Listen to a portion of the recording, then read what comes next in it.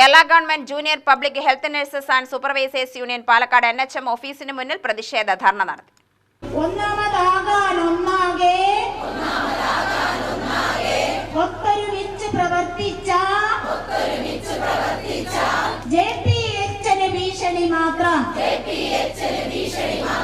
ആരോഗ്യത്തിൻ സൂചികയിൽ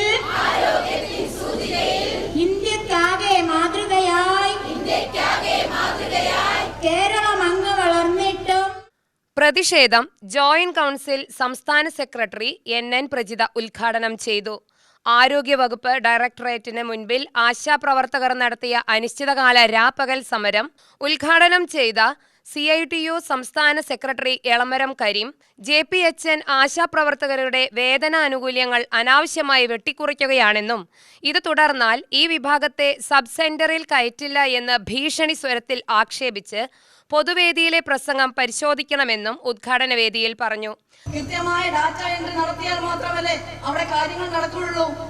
അതുപോലെയുള്ള സാങ്കേതിക പ്രശ്നങ്ങളെ അഭിമുഖീകരിക്കാതെ എന്തുകൊണ്ടാണ് ആശാപ്രവർത്തകർക്ക് അവരുടെ ഓണറേറിയത്തിലും ഇൻസെന്റീവിലും കുറവ് വരുന്നത് എന്ന യഥാർത്ഥ പ്രശ്നത്തെ ബോധ്യപ്പെടുത്താതെ ആ പാവപ്പെട്ട സ്ത്രീകളെ തിരുവനന്തപുരത്ത് വിളിച്ചു കൂട്ടി ഒന്നിച്ചിരുത്തിക്കൊണ്ട് എന്തെങ്കിലും പറഞ്ഞ് അവർ പറയുന്നതിന്റെ കയ്യടി ഏറ്റുവാങ്ങുകയും അതിലഭിരമിക്കുകയും ചെയ്യുക എന്ന് പറയുന്നത് വളരെ മോശപ്പെട്ട അല്ലെങ്കിൽ ഒരു സംഘടനാ നേതാവിന് ചേർന്ന നിരക്കാത്ത ജോലിയാണ്.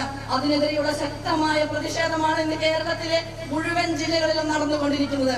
അത് ഒരു വിഭാഗം ജീവനക്കാരുടെ നിലനിൽപ്പിന് വേണ്ടിയുള്ളതാണ്. ആത്മാഭിമാനം എന്ന് പറയുന്നത് നമുക്ക് ഊർജ്ജവായു പോലെ തന്നെയാണ്.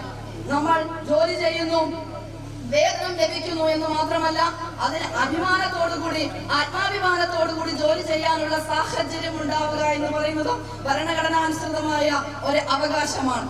ഹാജരാക്കുന്ന രേഖകൾ പരിശോധിച്ച് വേണം അർഹമായ വേതനം കമാൻഡ് സോഫ്റ്റ്വെയറിൽ എൻട്രി നടത്തേണ്ടത്. സർക്കുലറിൽ പ്രതിപാദിച്ചിട്ടുള്ള രേഖകൾ ഇല്ലാത്തവയ്ക്ക് ആനുകൂല്യം നൽകാൻ പാടില്ല. സർക്കുലറിൽ പറഞ്ഞിരിക്കുന്ന പ്രകാരമുള്ള പ്രവർത്തനങ്ങളും അനുബന്ധ രേഖകളും പലപ്പോഴും ഉണ്ടാവാറില്ല.